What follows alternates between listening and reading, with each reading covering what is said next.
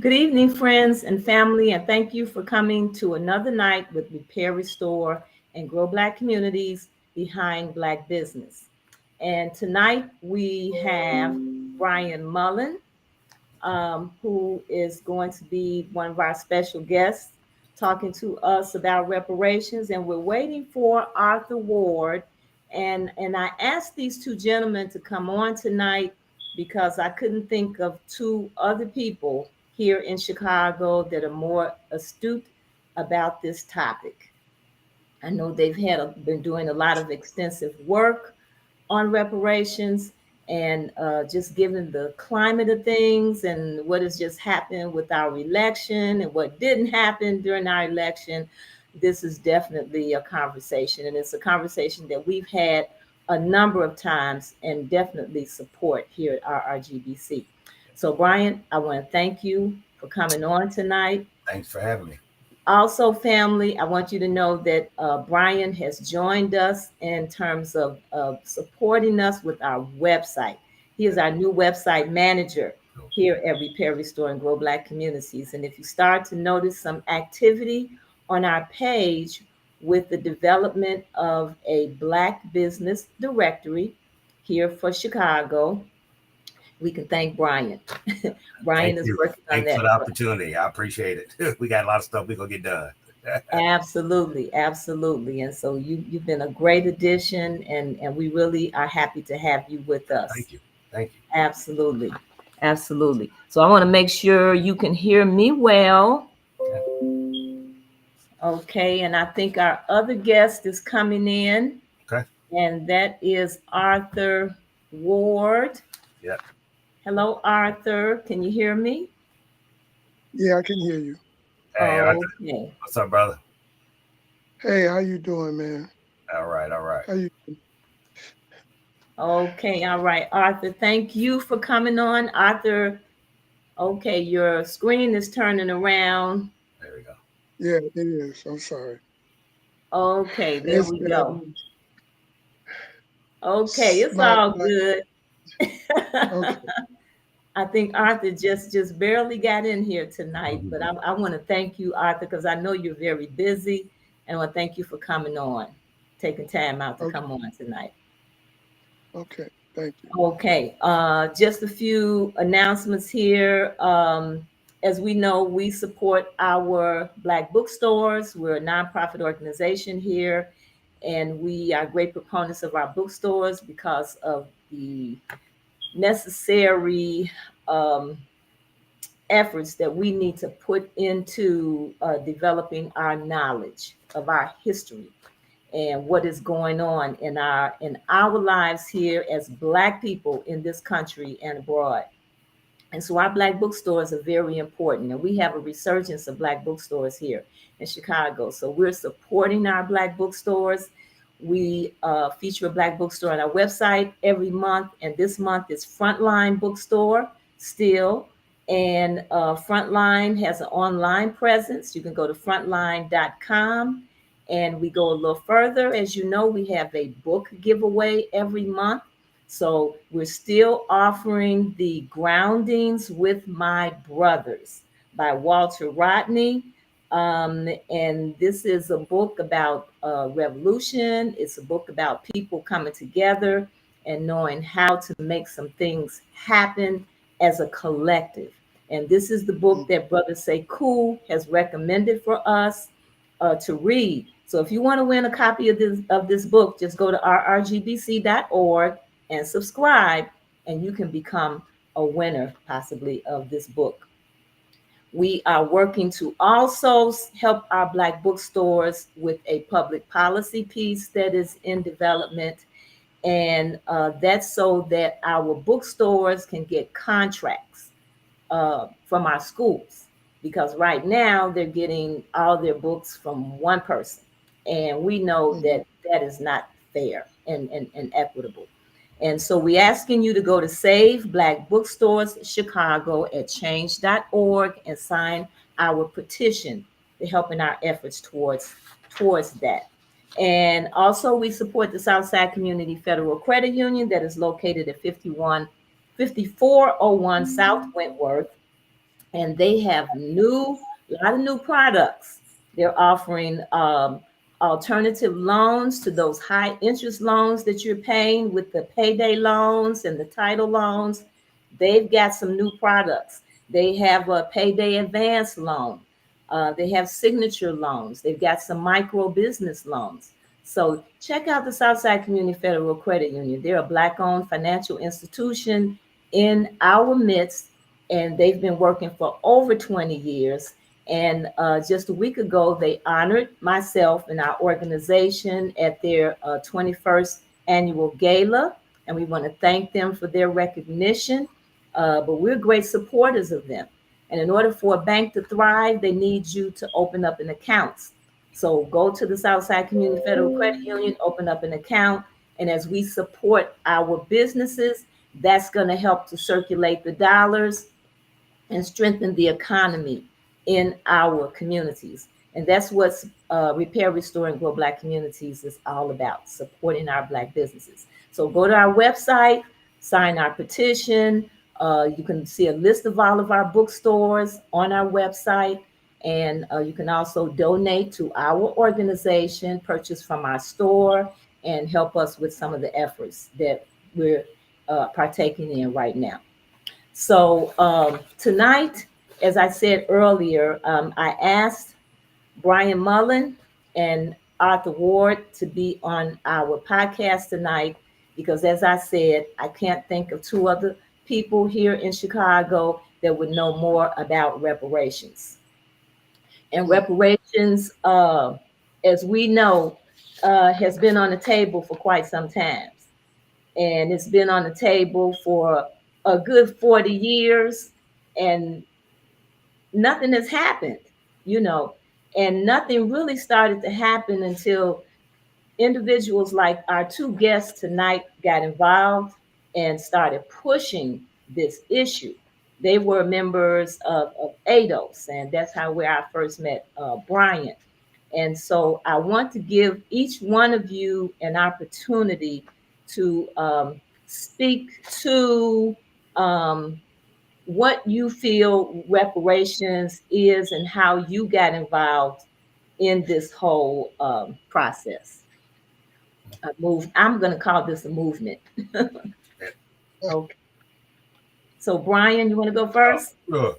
So I was I was already organizing and working in the political scene, and actually I met Arthur Ward and another guy named Marlon Watson, and they introduced me to Yvette Carnell and Breaking Brown, and which eventually turned into ADOS with, and we were on the same page as far as getting something for our people and how, the disaggregation of the word Black is important, and how we have benign neglect in our communities only. And it's important for us to get repair for it. So then I started that journey of reparations conversations from Dr. Darity on down. And now, to answer your question, though, I believe reparations is a payment of a debt owed to the descendants of slaves on U.S. soil. And it has caused so many problems for the future, but we also need equity, which is current, but we do. So reparations is a payment for debt owed, to answer that one. So. Okay. Yep. Arthur? Mm-hmm. Oh, wow. I look so old on here. I need to use some of that stuff. You look fine. You look fine. I think you've just been working hard today. Right. It's been crazy. I got a little gray hair. Oh. Yeah, it was a strong. Just maybe an hour before the show, all of the outlets in my room where I had my computer went out. Oh, wow. And the circuit breaker box is not working properly. So I got to wait for the electrician to get here tomorrow. Reparations should help with that too. But right. Prepare for bad power lines and electrical grids in our neighborhoods. Man. So anyway, well, reparations to me is just like Brian said, a debt owed, but it's deeper than that. It's not just a debt owed, but it's also something that's wider and deeper than that in terms of it being infrastructural to the continued economic prosperity of the United States. Okay, we are the when Tariq Nasheed decided to modify that term Native Black American that Dr. Claude Anderson created to foundational Black American, that is actually a lot more descriptive and appropriate in so many ways. First of all, it identifies who we are, and it also identifies what we and our ancestors did all Mhm. at the same time. That's right.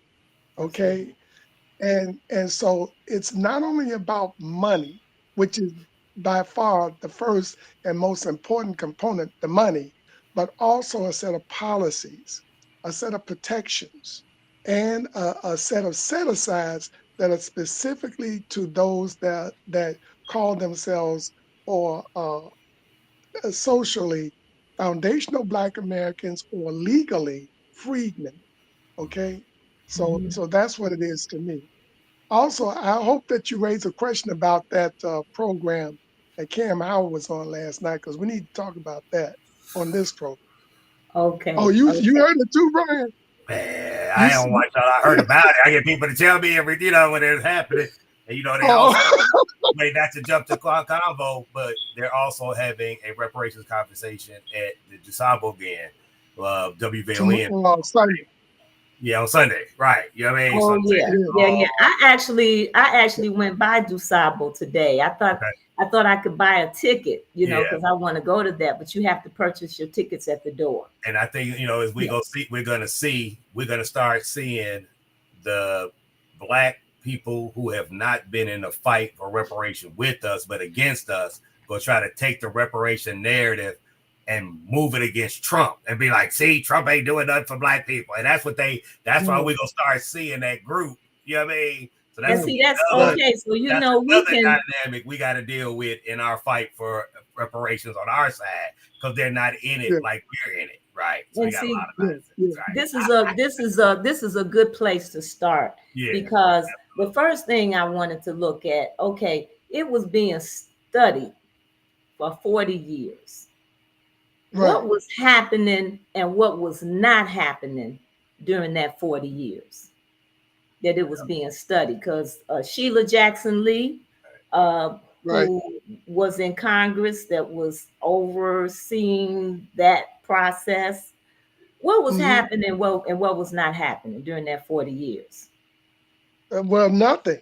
And HR 40, especially in recent years, is not intended to get us reparations.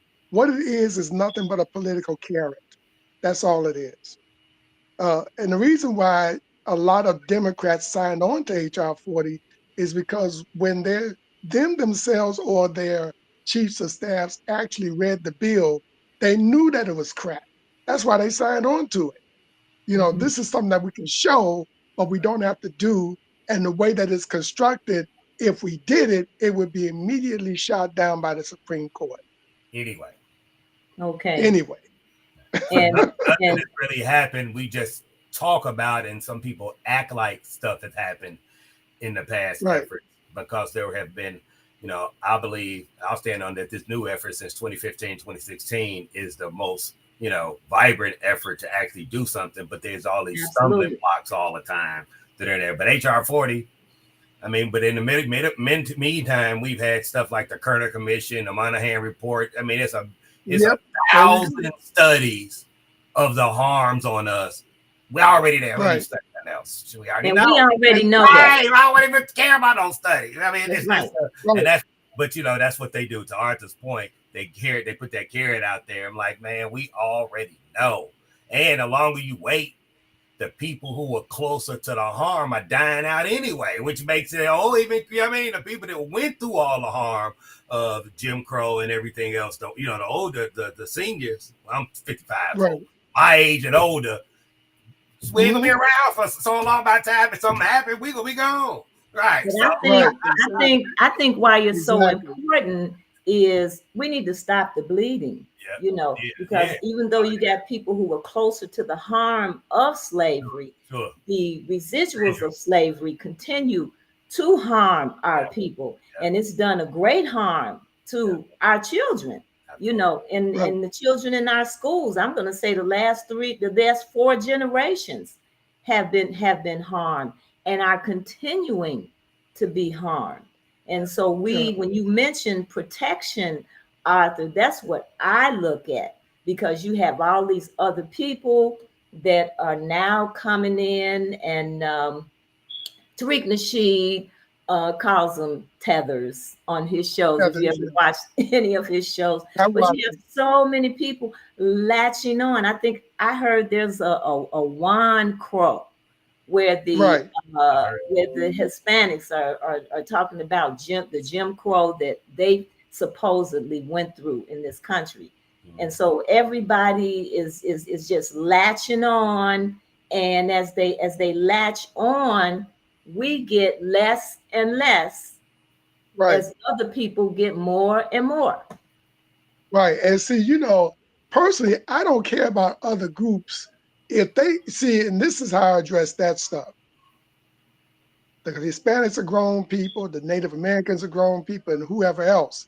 If you have a contention between yourself and the government, that's between you and the government. I have nothing to do with that. I'm not going to allow my people to be standing in nobody's line, or where this group should get it before this group. The hell with that. You know, take care of your business and we'll take care of ours. And our business should be about the economic improvement that we will experience if we got our rightful inheritance. And I'm not even that concerned about, generations being more and more generations around away from the original harm. Because the question is, the longer you take, the bigger you have to pay, because there's interest. Well, my in There's my Agree. hopefully concern rising numbers. Well, Yeah. Arthur, my concern is the Right. continual harm, and I'm seeing, I guess because Yeah. I work with children and I see the Oh yeah. devastation Right. to Right. our children. And that's why I Right. say we need to stop the bleeding, Right. you know. Right. And I think Exactly. that leads. I think that's one thing that's really important. I mean, I believe it, and I push it whenever I talk about it. Is reparation is a debt owed by the federal government. If you fall in Walmart, you suing a corporation. So I look at reparations coming from there.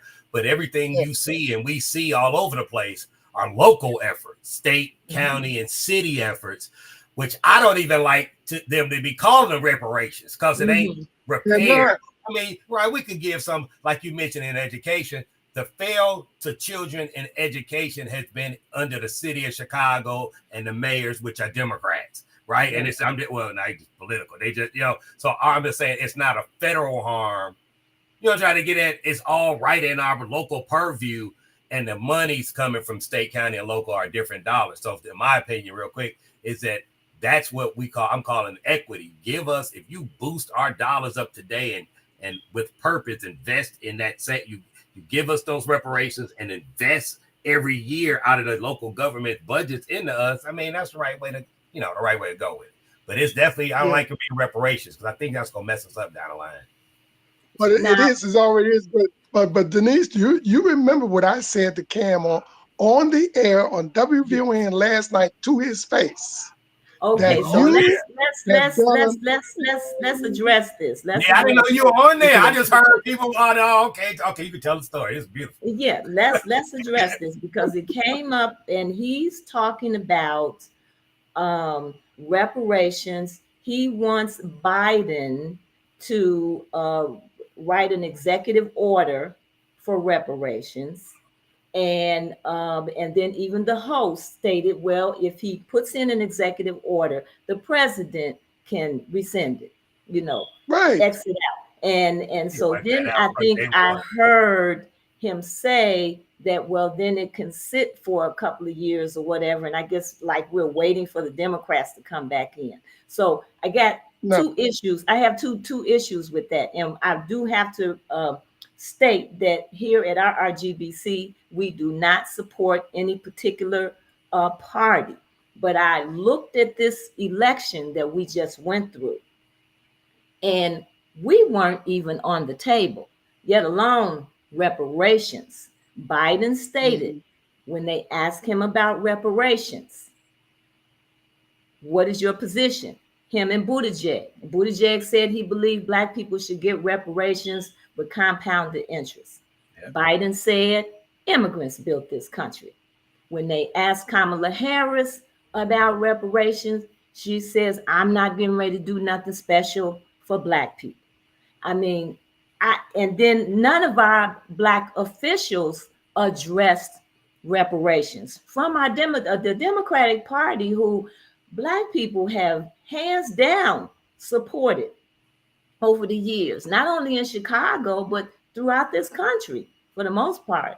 And nothing about a Black agenda or reparations or nothing else during this election, period. And so when Cam brought that up, this is what I thought about. I'm like, what do you think you're going to get from these people? And then we're going to sit another 2 years, you know? And so that's when Arthur called in and began to address what he was talking about. And so, Arthur, you can definitely go on and speak to that in terms of what Cam's position is. Well, I told Cam that his position is totally ridiculous, that reparations is not party specific. Why would you have a Democratic president who's already told you that he has a disdain for the concept to sign an executive order only to have the next president to get rid of it? Right. Okay? That's ridiculous. Yeah. And then to be Democrat centric as far as getting this thing done is also stupid.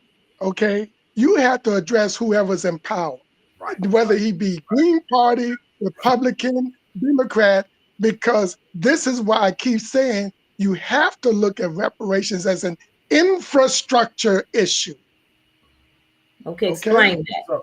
Because just like highways have to be repaired, whether a Republican or a Democrat is in office.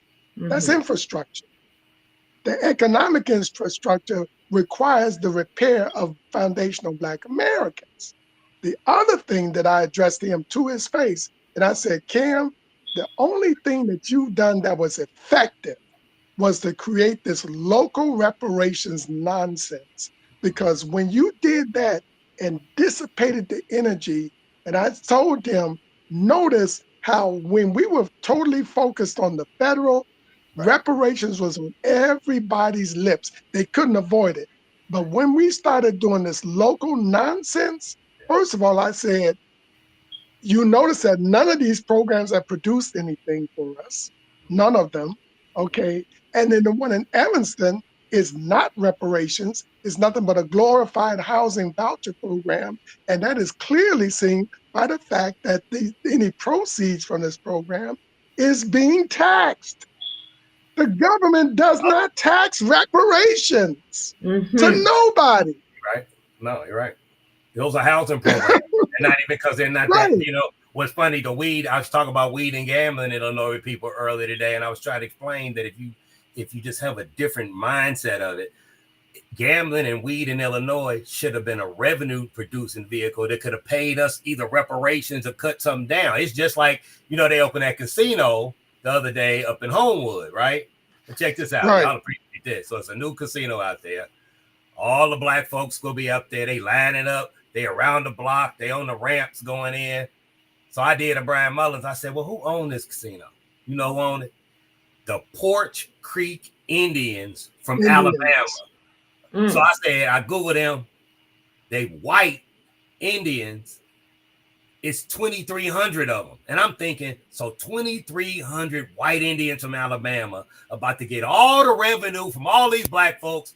Why they getting put out because their property tax is too high, and you could have been owners of that casino to pay down the property, and the casino could have paid the taxes for all the south suburbs. I'm sorry, I'm kind of jumping around, but the point is, it don't make no. That's why we lose. So you got some Porch Indians came together, fought, got casinos, and they getting paid off Black folks, and we still over here arguing about it. We freedmen, who we are, and are we Caribbean and African? Nobody else is fighting like that. Everybody's tribal. And our tribe is Black freedmen for me. And guess what? It's 40 million of us on U.S. soil. 40 million. Crazy. So That's right. And you saw during this election people from other ethnic groups going to talk to Trump, yeah, going to talk Yep. to Biden with Right. about their demands.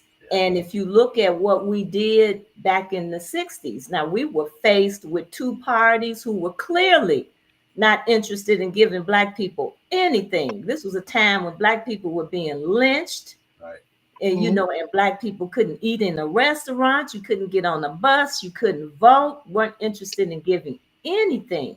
right, And Black people had to go to the establishment. Didn't matter what party they were. It was not a party Right. issue. It was about Right. our issue and Right. our concerns and how we were being treated. Right. And the way Cam was talking, no, the way that he's been out, he's actually an extension of the do nothing Democratic Party. I know that he shitted on himself when Trump won. I know he did. I mean, it changes And the this girl, dynamics to everything. I mean, yeah, locally especially. So it changes the game, y'all. Locally, right, a friend right. of Now And mine, his here's counterfeit something. Negro goddess, Kamala, didn't win. y'all, So, and Chicago, and I know she's jumping around too. But y'all know P. right, Ray easily. Y'all know P. Ray. She's a right, little right, knows Yes. all that. Donald right. Trump. I put it on my Facebook page. To be honest with you, Donald Trump. She was on a radio show and talking to the guy who's now the Secretary of Defense from Fox News, which is gonna be insane. That's a whole other convo. Right, So right, P. Ray's right. on it, and that's what Donald Trump met her. Donald Trump said today to her, P. Ray, it was great seeing you on Peter's show again. We are coming to Chicago to help make Chicago great again. And I'm sitting there thinking, Mhm. come on, let's get these fools, and y'all gonna understand. Y'all get it. It's not trying to make it a Republican Democrat thing, but it's somebody where we have some pushback on the policies of our mayor, our governor, who is for other people other than Black American freedmen. So I think, Right. what I believe, and I know we jumping around, we just talking, but I think the election, one of the things I'm not afraid of, and I think is I think Trump and them are for Trump himself are for Americans. And we are to Arthur, when you talk about infrastructure and foundational, I don't think it's going to be a problem on the foundational standpoint. I think the biggest thing we go see that's coming from them is the immigrant side and the non-American side and the non-American pushback. But I think Trump recognized, he said it before, Black people built this country. You don't get credit for it. So I do believe Right. Right. that their policies will be neutral, that if we take advantage of them, it's going to give us a chance to benefit, to grow our own school. I mean, Denise, you're a teacher. We might have talked about it. Education. Trump said you get vouchers for Black children and you're going to get tax credits if you homeschool. We need to take advantage of that, to educate our kids and things like that and bring all that together. So I think it's going to be some different opportunities that the current elected officials have been choking us out on. I mean, you all saw it. California, shutting down reparations. Those Black Democrats. And if we don't have somebody to help us, so we'll see. That's my take on the election and Trump to it. I'm just saying, I think it's going to open up opportunities and they not going to bother us. At least I'm not scared of it. Come on. Well, you know what? I think this is a time of a great reparations reset. These next 4 years, if we took advantage of them, we could have reparations at the end of this 4 years. And I think that Trump may be just a wild card enough to sign off on it. That's how I'm looking at this. Well, let me ask you this, because Trump made an interesting statement that went viral, obviously, I think yesterday, about giving reparations to white people. Now it was No, that's not what he said. within That's the not what he said. Yeah, he did. I heard him say Well, he it. said it in a He different said it. But context. see, But how you want to interpret what he said is Right. what I would like It's- to give you an opportunity to discuss. Right. Because I heard it also, I didn't hear the whole speech, but I heard it within the context of what's happening in our schools and our education, the way these colleges are being funded. They're getting all of these endowments. All of this money going towards diversity, Right. And then these students being saddled with all of this debt. Right. And then you Right. also hear him talk about changes in terms of the way taxes are.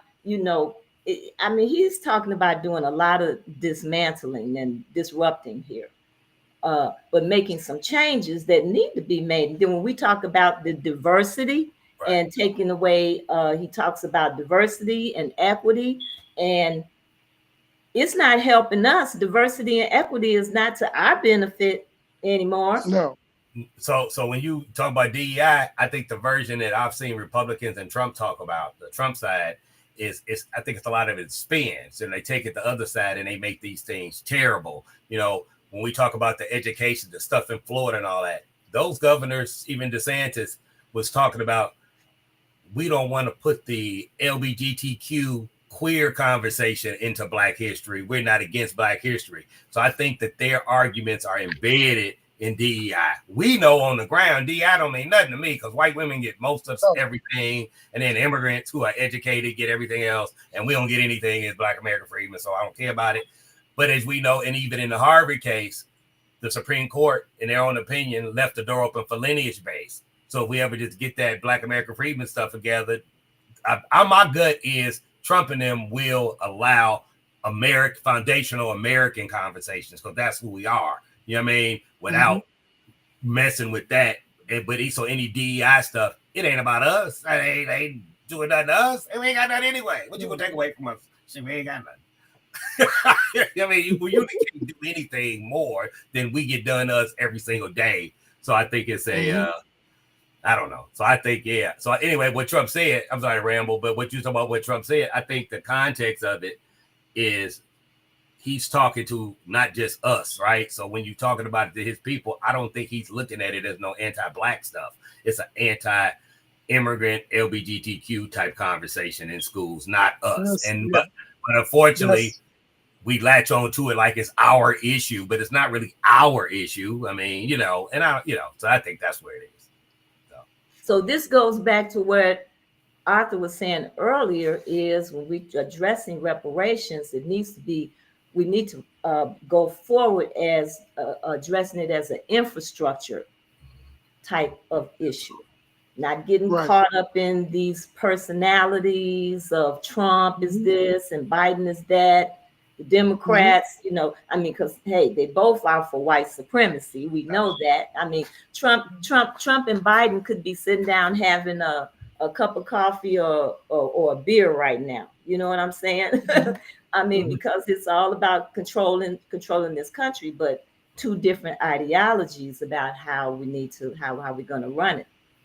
But Arthur, did you want to address that issue? No, well, yeah. That's two different ideologies. That ideologies. Statement that he made. Yeah, but again, and that goes right back to what I was saying originally. You may have two different ideologies running a particular jurisdiction, but the highway still needs to be fixed. And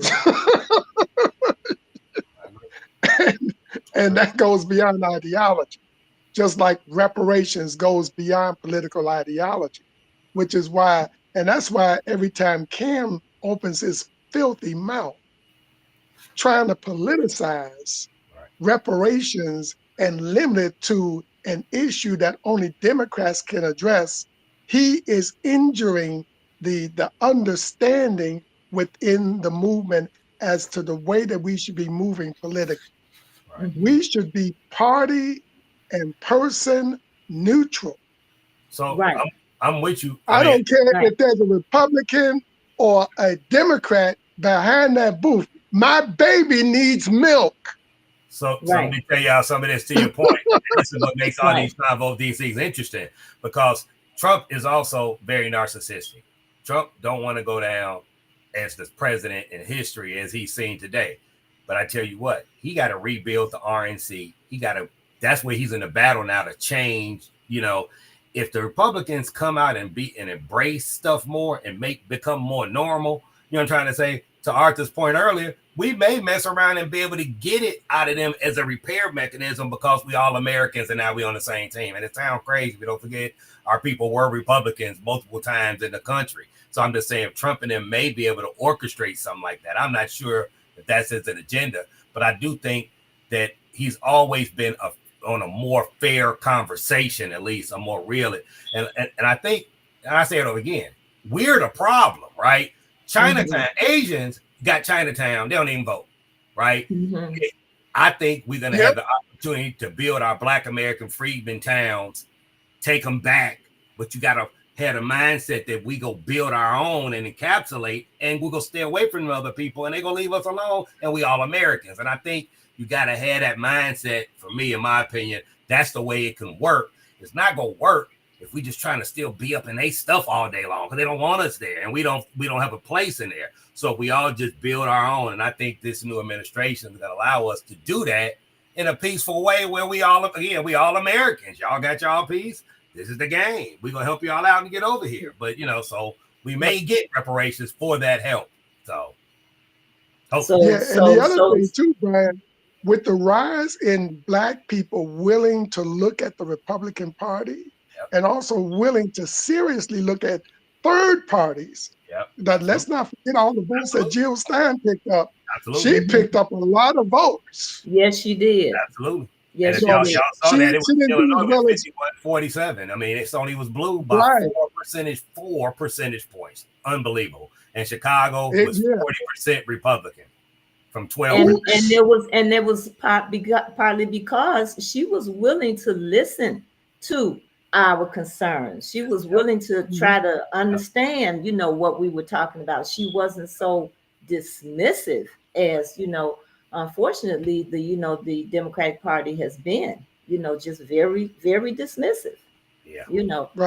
For the Black journalists to not have asked the question, that was ridiculous. Well, I got calls when when Kamala got installed. I got calls from some Black elites in Chicago. Brian, we just got off the phone. We don't want to hear your stuff. We not asking for nothing. We got to get on board with Kamala. I said, I'm going to ask for a Black agenda. I don't give a shit. I don't care what y'all talking about. Like, that's for every candidate, right? I don't care the party, none of that. And so I'm just saying, they don't even give you the opportunity to ask for anything because they already shut it all down. And I want to jump on one thing we're talking about when we talk about this Trump reparations, this convo, whatever they do, right? Well, Kamala and Obama is a combined 12 years that we didn't get a reparations conversation. Trump talking to white folks about reparations before he get in office. Y'all need to think about that. Y'all need to think about that. We had 12 years of them Black folks ain't even talk about it. Trump going to white folks already talk about reparations. We should be ashamed of ourselves. You know what I mean? He ain't even in office yet. And what kind of democracy? What's democratic about that? You know what I'm saying? To tell you what you can't talk about, don't mention it. We can't talk about it. And that's the next thing. Don't forget, no matter how it is waking up, but 87% of Black folks still voted for Kamala, right? So I don't even expect, if you Trump, I'll sit back like, y'all done talked about me for 8 years every day. You still voting 87% for these people. So I don't expect no grand slams. I do believe they're going to leave us alone. They're going to move the immigrants out the way, right, which opens up some economics for our community. That alone, and then the education stuff. Maybe just do that stuff with the sex and the sexual gender stuff in schools and to the kids. You get rid of that, I'm good. That if you just did that in 4 years, I mean, everything else would just be gravy, in my opinion, because that'll open up so many avenues for self-sufficiency. So, but the other thing, this is go ahead. I'm sorry. I said I do think, based on what you're saying, that one of the things that we need to take from this discussion is people do need to start to look more individually and within yourself and look at what's happened, be more open to addressing our issue and not getting focused on the particular party. And this is a lesson out of the playbook from our people in the 60s. That's how we got to where we are now. It wasn't party specific. It was about our agenda and our needs. Right. The other thing that I think could happen, and this is getting to getting in Brian's brain, his strategic brain. If Trump does well, right? If Trump does well these next 4 years, the Democrats will be pressured into acting right towards us. And that reparations could be a serious thing for them to try to get back in the office and actually do it once they get back in the office, now that they see that we're willing to vote their asses out. Right. Okay. And if I can, in the middle of that, Arthur, you got the 2026 county board and gubernatorial elections. So if I calculate correctly, what should happen, Trump and them are now over the RNC. They should be bringing dollars at least into Illinois and Cook County to win Cook County and then beat JB, since they just came close in this election cycle right here. Yeah. You may see all kind of other movements and so what my point of that is, that's why we need to be in City Hall, in the county building, and back in Springfield pushing for our equity. That $25 billion, give us 15% of all the money out of the state, give us 30 out of Cook County in programs and stuff in our community, because Tony and JB are about to be under fire if it worked right. So that pressure is immediate, even before the next federal election. We need to put the screws on Brandon Johnson, knowing that he's still talking stuff, telling Trump and them, oh, we're going to fight. Hey, both of them talking about, if you all want to come get my people, you got to come through me. I'm like, okay, let's go. Because that's what's the insanity. So I think we have these local opportunities because Brandon and them need wins. How he going to sit up here and fight to keep the illegals from being deported against Donald Trump while we banging on his back for equity out of Chicago? And that's the way it should be, because they got to give. But, you know. Well, people are already pushing back, because people are pushing back on the $300 million tax. No, but anyway, right. So now you got to try to find some other kind of way. So we should be coming right in. Here's our Office of Black Americans. We need this now in the middle of the chaos. You know what I mean? Because it's going to be chaotic until. You know. While simultaneously hooking up with Republican or third-party local candidates and seriously helping them out to take these offices, because they need to be out. Okay, so this is an interesting strategy conversation here at this point, because my other question I want to address here is, what should we be doing? And so you mentioned, Arthur, about supporting other candidates. Yes, non-Democrat, independent, third party, or Republican. Okay. The hell with the Democrats. And who would that be here in? I don't know at this point. So I don't know. I don't know. So in February of 2025 and April, you have the primary and general election in all suburban areas. So every mayor, trustee, school board, library is coming up. So anybody in the suburbs should vote. Don't vote for the Democratic candidates. Let's start to get these local seats, these small things that come with these little bases, and you build upwards on issue base. Again, it's almost like I like that purple independent thing. Like, I don't care if you blue, red, green, independent, orange. Are you gonna give us what we need for our people?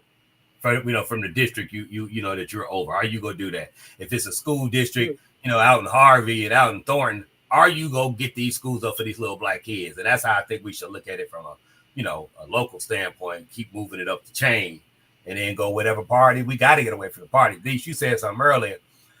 We never organized black people. We just became Democrats, right? So we never moved out of the 60s into our own voting block. I think you had Jesse and the prosperity preachers, and just the way the system went, we became Democrats. So like in Chicago, you had Stroger and Daley and all those older folks that came through, and it was black and Democrat, and then we became Democrat at that point. So I think the failing point is when the black went away and we just became Democrat, and that's the battle we're in right now, because Democrat is not for us, right? And if we would stay black, we could have stayed autonomous to whatever candidate was good, at the time. And I think at this point, we got to separate that again. We got to get back to being black. And if the Democrats have a good candidate, fine. And if not, we don't care. Now, unfortunately, you got all the money class of blacks and the ones in power today are Democrat. They will choke you out for anything other than a Democrat, because it's like cultists. Although they talk about everything else in a cult, I'm like, but it's wrong. How you in a cult that's wrong? You know what I mean? And you know it. So I think that's another issue. We're going to probably, to Arthur's point, we'll probably have to run everybody out of office, because they're not going to just flip over. Because I'll give you an example. It's just like John Stroger. John Stroger was a Democrat, but he was black. And I like dealing with Stroger because he come through. Right. I'd ask him, I'd give him a list. This is what I want. Yeah. He sit there and say, Ward, look. He says, he'll point this. He said, I can do this, I can do this, I can do this. I can't do this. He said, but this one here, I might be able to make a couple of calls. I'll let you know. That's how he dealt. And he would come through every time. Yeah. And What happened to black people? What happened to black incumbents like that? Right. It became the left. So today, the people in power are liberals in black skin. So if you go up and down the list, the black elected officials, the state rep, senators, all of them and all that, they are black in skin, but they push and fight for other ideologies than what affects most black people. And that's the problem we have. Is the problem of Kamala's campaign at the top level. Her issue, she was yelling about, I don't care about none of that. Nobody care about it. I think that's the problem locally. And we just got to exacerbate this using these victories coming off this last election cycle, because clearly there are a whole lot more people.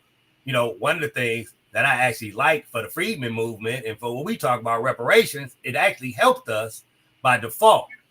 We had more conversation about race and ethnicity because of Kamala being Jamaican than we ever had in our own community. So now everybody's talking about it. So now it makes the case a little bit even easier, or at least it's a conversation piece for us to talk about and continue to break down the Black foundational Black American Freedmen conversation, because we just went through it. We didn't have this before, you know what I mean? And now we see the same group that's been shutting it down, is the same group that pushed Kamala at the end of the day, right? So if we get, or when we get reparations, what does reparations begin to look like? Oh, okay, easy. First, it's actually simple. It's not complicated like Cam and Dr. Greg Carr and all those motherfuckers try to make it. The first thing is to close the wealth gap, and that's a check. First check between $480,000 to $500,000 per freedman individual. Secondly, certain protections that are in place for our group specifically, similar to the kind of protections that the Asians got with their bill. What kind of protections are you talking about?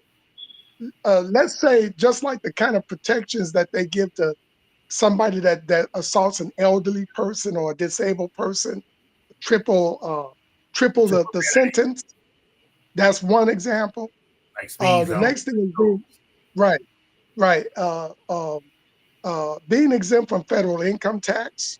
Okay, special grants for business, education, so those kinds of things. The designation of certain black line areas for economic and residential development. And lastly, because of the fact that if the actual wages at minimum wage were actually paid for the labor that was stolen during 246 years of slavery, it would break the country. But that should give us a basis for an argument of some kind of ongoing payments for a minimum of the next 100 years. So that's what reparations looks like. Now, what I heard a little bit of the conversation today about the movie that's supposed to be shown at DuSable on Sunday from the person that wrote the book. He was talking about the repair and the knowledge of finance that Black people need to have, so that when you're given reparations, or you're given dollars, that you know how to manage. That was what I heard. White folks don't know how to manage money. The whole country is $30 trillion in debt. I don't care about that. I'll just get my money. Let me worry about that. That's also funny you say that, because that's part of that Black elite problem, Denise, is that I see the treasurer, I see these elected officials, they be holding these seminars, how to grow wealth. I'm like, we ain't got none. So you keep telling us how to save money and how to invest. Most Black people are poor, meaning, what is it? 40% of Americans got $400 or less. So it's probably 90% of Black people, at least 80%, right? So, I mean, we talk about wealth, You got to get it first. And unfortunately, it's just such a small amount that have it. You know, I don't agree with that. I mean, we got to learn something. You know Well, what? Let me say this. I do Let me feel say we this. should have some type of collective agenda for how Yes, but we're that spending our money. would come directly from the government to particular programs or possibly Like the Freedmen Bureau. organizations that are tasked with that particular thing. But Denise, never, no other group that has been reparated has had those kinds of stipulations put on them. That's true. We shouldn't get those either. That's true. What about No, the do you mean? Jews? Well, before I give you a check, you got to go to class for financial literacy. Yeah, we can't do that to our own people. Hey, that's funny. No, I roll like no. that all the time. I was doing some stuff, and I was saying the same thing. I'm like, we can't put the same constraints on our broken people because they broken. It's like we doubling down on them by, like when we talk about proving if you're a Black American freeman, we was coming up with all these. I say, hey, the hell with all that. White people don't prove they white. Why we gotta go backwards and dig the birth certificates and do all this extra shit just to say we Black? Hell, don't nobody else got it. White folks ain't got to prove they white. Just like I talk about minority certifications. Why do we got to prove we the only ones? I don't want to do that shit, but we need to wipe all that off. Hey, I mean, you got to have some kind of proof, but y'all know what I mean. I'm with Arthur. I was like, at first I was saying the same thing. No, we just go waste the money. Like Dave Chappelle. Y'all seen Dave Chappelle's skit on reparations? We go pay Sprint bills. I wish you had never done that. I started laughing, but I'm like, that's going to happen. But I don't even care. So what? Right. Right. And also the fact that this is, wait a minute, Denise, this is old money. Old money. Old. Okay. If I want to go get it at the casino with my reparations, I know I owe you $100, but I'm not going to give it to you until you take this literacy class. What? Give me my money. Give me my money. We have, and I'll give us credit. Look at the communities that we have created. Yeah. You know, look at the communities that we have created that were destroyed. You know, give us credit. I've had conversations with you all personally. Can you imagine? This is what you got to understand. $400,000. We go create billion-dollar communities and fix our community. I don't care what everybody else do. Go gamble, do what y'all do or whatever. I'm just saying, think all the ideas and concepts that we can't bring to fruition, but if we each had $400,000, they're going to be real businesses, real ideas, real concepts. The wealth and the movement of our community out of 20% of people that did that. The 80 could go do it. It doesn't even matter. So I don't think, it's also contradictory that they would be concerned about that when a lot of these organizations that we have out here now, they've been getting all of this money for no accountability years, and what have they done with it? They didn't ask the Venezuelans for accountability. They say, you coming here, America, you gotta do. They say, here go your card. You ain't even American. Right. They do that to everybody. Here go y'all money. But I'm talking about our people that are coming forward. Our people that are coming forward saying, "Oh, we concerned about what you might do with the money." I'll get you. That's the same group. All right, let me say this. Please let me say this. Okay. All right. Anytime that a person receives a large amount of money, be it by the lottery, inheritance, or whatever, I've noticed that there's 4 kinds of people, and we have 4 kinds of people within our race as well. Okay? It's just like when you hear them stories about people that win a lot of money on the lottery and how they screwed it up. But the media never tells you about the people that won the lottery that compounded it, just like that guy in North Carolina that won $12 million, black guy, that won $12 million. He used to work at a Batteries Plus store, and because he knew the business, when he got the money, he franchised 9 Battery Plus stores. And now he compounded the money that he won from the lottery. But you don't hear those stories. Right. Okay? Right. There's a lot of people that did well with their lottery money. To the bottom. So that's, I would all right, so there's 4 kinds of people. Like to that. Wait, let me finish. There's 4 kinds of people. First of all, you got the people that will get that money and use it to open a business. Okay? The second kind of person is a person that's not going to open a business, but what they're going to do is they're going to invest the money, maybe in the stock market or something like that. Okay. The third type of person is not going to do anything with the money. They're just going to put it in the bank and just let it sit. And then the fourth kind of person is going to trick it off. You got Jewish people that trick off money. Okay. I might do a little and bit. And the trick offs are good because they help the economy. I might be a little bit all four of those things you just said, Arthur. Just 100,000 each. What'd you say? I'll probably do 100,000 each one of them categories you just named. You give me 400,000, I'm doing 100,000 in each category.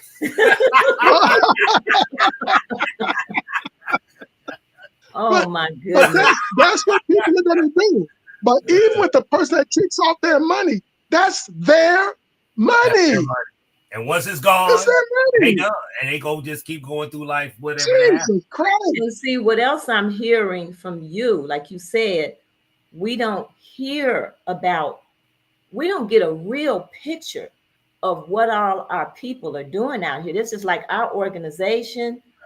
We see so many Black businesses out here. We see so many people doing great things, but we don't hear about these people. And I think that's something that we need to begin to work on is how do we get this information out here to get a true picture of who we really are as a people and what we're doing. Right. You know, it's not, you know, we get a lopsided view of us. You know, everybody's got, people around the world have this lopsided view of who we are, the contributions that we've made to this country. It's just, they're not getting the whole picture. That's why our bookstores are so important, to keep them afloat, to keep this information out here. But even more important, we need to get the information to ourselves. Right. Because absolutely. We got millions of Black people. That's who I'm talking about when I say get it out here. So we need to see, we need to know who we are as a people, truly, and how broad that spectrum is in terms of what we're doing and what we're not doing. And we all do it. You know, we talk about crime in our community and talk about our own neighborhoods. We have some gems in our neighborhoods, right? But we don't utilize them, and we don't even spend time in our own communities. And it's 857,000 Black people in Chicago. It's only 1,000 criminals or less. And that's the crazy part, right? I mean, like the shooter amounts and the people that keep up the chaos is such a minuscule amount. Even when we talk about our kids in Chicago public schools, we talk about the bad ones, but there are a lot of good ones. And if we change the narrative, change the narrative, just talk about the good ones. Let's act like, hey, 800,000 people didn't get shot today. You know what I mean? I don't know, but I think that's it's a psychological change that we need. Hey, just reparations alone is not going to take us to where we need to be as our own tribe. We got to go back, redefine our culture, reestablish our heritage or what we gonna do, because I think they're about to destroy a bunch of stuff between Puff Daddy, Quincy Jones, all this foolishness we about to see. They're gonna take a lot of our games and a lot of our stuff we loved and people we believed in and all that. You know, they're gonna twist it up some. So I think we gotta redefine our heritage and culture and solidify it and then go forward. You know what I mean? So you know, so I'm ready. I'm here for it. So what would your advice be to an individual person in this moment in time? Because it sounds like we're in a very, very special and unique time. And as far as Black people looking at reparations and moving forward, what would your advice be to individuals out here? Well, two things: to make reparations the number one reason why you engage with politics, and number two, to get involved with politics. Because in this country, everything else stems from politics. Whether or not we get resources is political. Whether or not we were enslaved, that's political. Jim Crow, that's political. Voting rights, that's political. It all comes from politics. Politics, business, and economics are three sides of the same coin.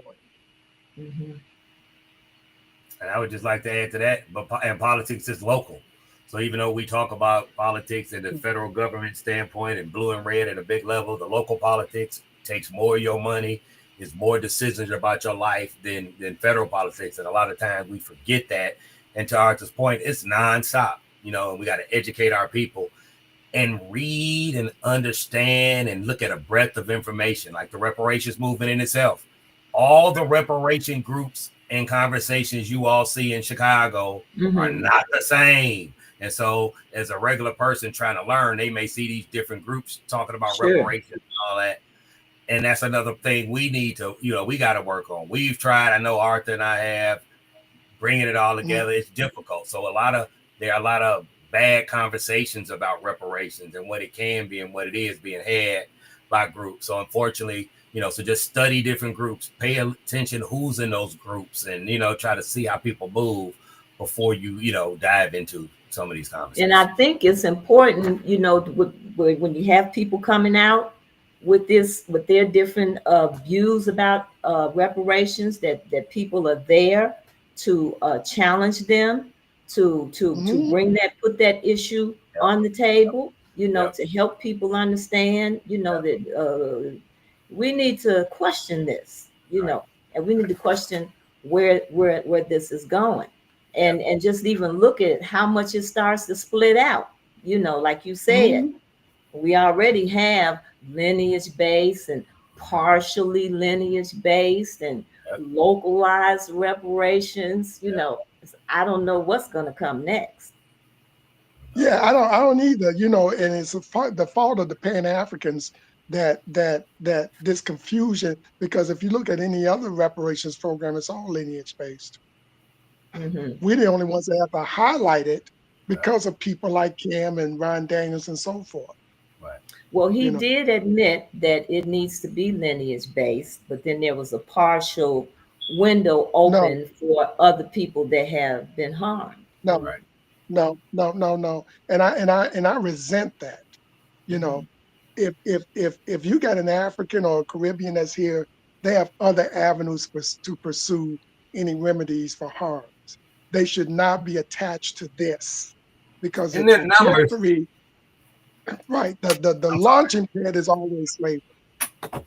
And their numbers during that time were minuscule or none, so they ain't not the same. Right. No. They weren't even in the country until the 60s. I mean, so it's not even I don't believe in it. Now again, if we talk about equity, which is then for me, it's once we establish our identity and get our stuff together as freedmen, we can band with our dark-skinned cousins to fight the white man if that's what we gonna do. But that ain't what nobody talking about doing, right? So that's not. So if one of you all just said it, in Chicago, you can go to the Haitian American Association, the Ghanaian Business Council, and if they got a scholarship or a business grant, their first question is, are you Jamaican? Are you Haitian? But they can go to the NAACP and the Urban League and get all these contracts and stuff because they Black. And those are real conversations. And that's what a part of our movement and you're more likely not going to be welcome at that. No, they don't let you. Your first question is Jamaican. You will not be welcome. You can't go. Am I Jamaican? Sir, is your son Jamaican? No. Well, then he can't apply. Right. I'm like, well, why can't we do that too at our groups? Because it's the same thing. And it's not a hatred. It's saying fair is fair. Either we all cousins or not. Except again, we are 40 million. And that ain't the same as 500,000 Haitians. We ain't got the same leverage. We're not the same. And I think we got to keep this conversation going on that because it's important. And I think it's more relevant now than ever. I mean, it's all class related, you all. I think we're going to see these fights for here on out as class inside of the Black community. I think this election cycle has opened up wounds that won't go back and shouldn't go back because we have a group of people that are not fighting for our community in the middle of our community. And we gotta have these real honest conversations of who is who. Who are you fighting for? You got some people fighting for inclusion with the liberal side.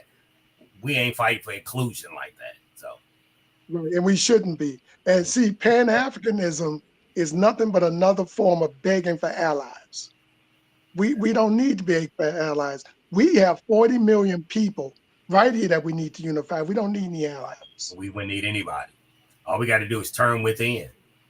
And if we did that, we don't need them like that. Oh, man.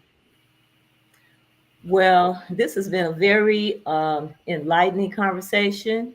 I'm sure we will get together again as you start to organize Yep. and reorganize, Yep. and get more substantial systems on the table here regarding reparations. And we definitely invite you to come back, Appreciate it. because I Mhm. believe that reparations is important for So Black people. I appreciate believe reparations is necessary for Black people, because it's no matter where we go in this country, because of slavery, because of the way Black people have been treated, because of the way Black people are personified in the media and everywhere else. Is it wherever you go, you know, we're facing discrimination and racism. Mhm.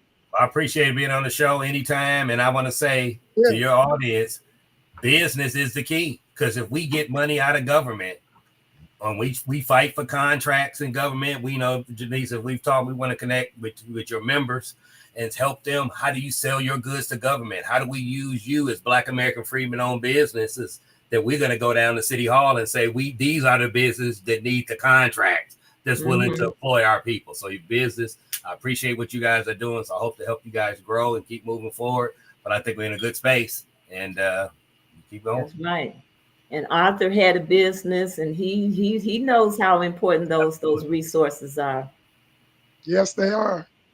Absolutely. So I want to thank you for Mhm. coming tonight. Yep. This is only one of many conversations that we're going to have, because Keep going. we got to do the work. Yep. We Absolutely. got to push this, and it's got to be about what's for Black people, not for these parties, not for these organizations, and none of that. Right. We got to focus on Black people here in America. Absolutely. Yep. Sounds Right. good. All So right. thank you, Arthur, and thank you, Thank you. Brian, for coming. Thank you, Your Denise. family. We have work to do, and most of all, remember to support Black businesses. Yep. That is very important. We have quite a few Black businesses here in Chicago that need your support. Gotcha. Yep. So thank you. All right. All right. Good night. Thank you. See ya. Good night.